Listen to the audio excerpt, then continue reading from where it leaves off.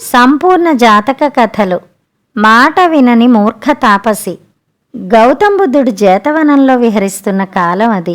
ఒకరోజు బౌద్ధ భిక్షువుల నడుమ తీవ్రంగా చర్చ సాగుతోంది. అంతవరకు చర్చించుకుంటున్న వారంతా బుద్ధుడు ఆ వైపు రావటంతో నిశ్శబ్దం అయిపోయారు. అది గమనించాడు బుద్ధుడు. ఏమిటి విషయం ప్రశ్నించాడు. వారు ఒకరివైపు ఒకరు చూసుకున్నారు. చివరికి వారిలో ఒక భిక్షువు చెప్పాడు, ఈ భిక్షువు ఎవరి మాట లెక్క చేయటం లేదు, ఒక్క మాట కూడా లెక్క చేయటం లేదు. అప్పుడు గౌతమ్ బుద్ధుడు శాంతం ప్రతిఫలించే స్వరంతో ఆ భిక్షువును అడిగాడు, నిజమేనా? నువ్వు ఎవరు ఏది చెప్పినా లెక్క చేయవా? ఆ భిక్షువు తల ఊపాడు. అవును, ఎవరు చెప్పినా లెక్క చేయను అన్నాడు. గౌతమ్ బుద్ధుడు చిరునవ్వు నవ్వాడు. నువ్వు ఇప్పుడు కాదు, నీ స్వభావం పూర్వజన్మలో కూడా ఇంతే. ఇలా చెప్పిన మాట వినకుండా పాముకాటుకు గురై ప్రాణాలు కోల్పోయావు అన్నాడు. అందరూ అతడి గతజన్మ గాథ తెలుసుకోవటం పట్ల ఆసక్తి కనపరిచారు. ఆ గతజన్మ కథ చెప్పమని అభ్యర్థించారు.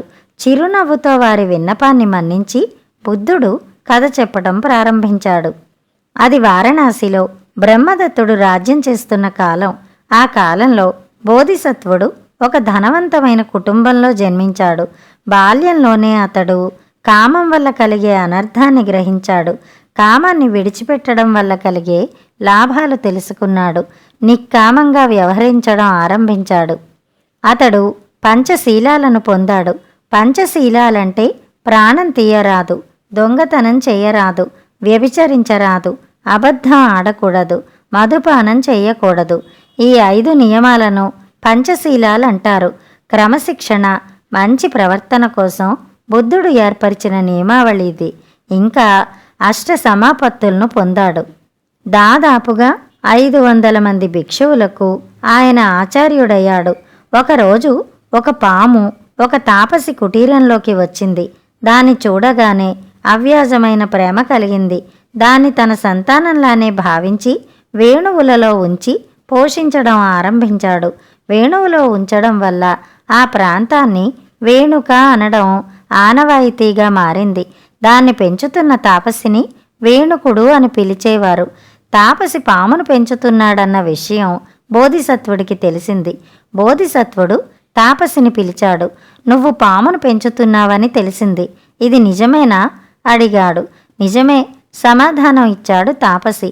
పాము విషజీవి, దాని కోరలు విషమయం, దాని స్వభావం విషం. దాన్ని ఎప్పటికీ నమ్మకూడదని తెలిసి దాన్ని పెంచడం పొరపాటు. ఏరి కోరి ప్రమాదాన్ని కొని తెచ్చుకున్నట్టవుతుంది. ఈ ప్రపంచంలో ప్రతి జీవి దాని స్వభావాన్ని అనుసరించి ప్రవర్తిస్తుంది. అది దాని తప్పు కాదు, అది ప్రమాదమని తెలిసి ఆ పని చేయటం తప్పు అని నచ్చచెప్పాడు. కానీ తాపసి బోధిసత్వుడి మాటలు వినలేదు. నాకు ఆ పాము ప్రాణప్రదం, దాన్ని విడిచి ఒక్క క్షణం ఉండలేను. అది విషపు జీవి అయినా నన్నేమీ చేయదు. దానికి పాలు పోసి పెంచుతున్నాను, అది దానికి తెలుసు, నన్నేమీ చెయ్యదు అని విశ్వాసంతో అన్నాడు.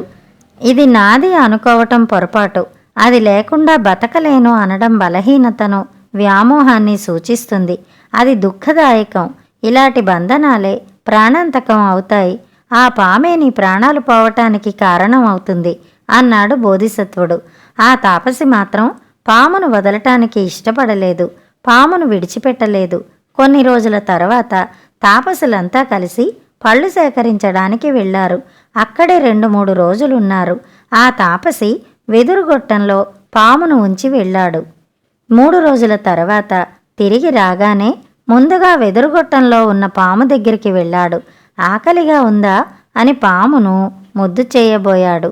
కానీ 3 రోజులుగా ఏమీ తినకుండా ఆకలితో బంధమై ఉన్న పాము వేణువు మూత తెరవగానే కోపంతో బుస్సుమని లేచింది. సాచి ఉన్న చేతిపై కాటు వేసి జరజర పాక్కుంటూ అడవిలోకి వెళ్ళిపోయింది. ఈ విషయం బోధిసత్వుడికి తెలిసింది. బోధిసత్వుడు తాపసులందర్నీ పిలిచాడు. తన మేలు కోరి మంచి చెప్పేవారి మాటలు వినాలి, విని ఆలోచించాలి, దానిలోని మంచి చెడ్డలు గ్రహించాలి. అలా కాక ఎవరు చెప్పినా వినకుండా మొండిపట్టు పట్టి తనకు తోచిందే సరైందని ఆచరిస్తే అనర్థం అనుభవించాల్సి వస్తుంది అని బోధించాడు. అలా సత్కార్యాలు చేస్తూ మంచి మాటలు బోధిస్తూ జీవితం గడిపాడు బోధిసత్వుడు. మరణం తర్వాత అతడు బ్రహ్మలోకం చేరాడు. గత జన్మ కథ చెప్పిన బుద్ధుడు శిష్యుల వైపు చూశాడు. ఆ జన్మలో ఆ తాపసి ఈ భిక్షువు. అప్పటి తాపసులు మీరంతా, బోధిసత్వుడనో నేనే అని చెప్పాడు. కథ సమాప్తం.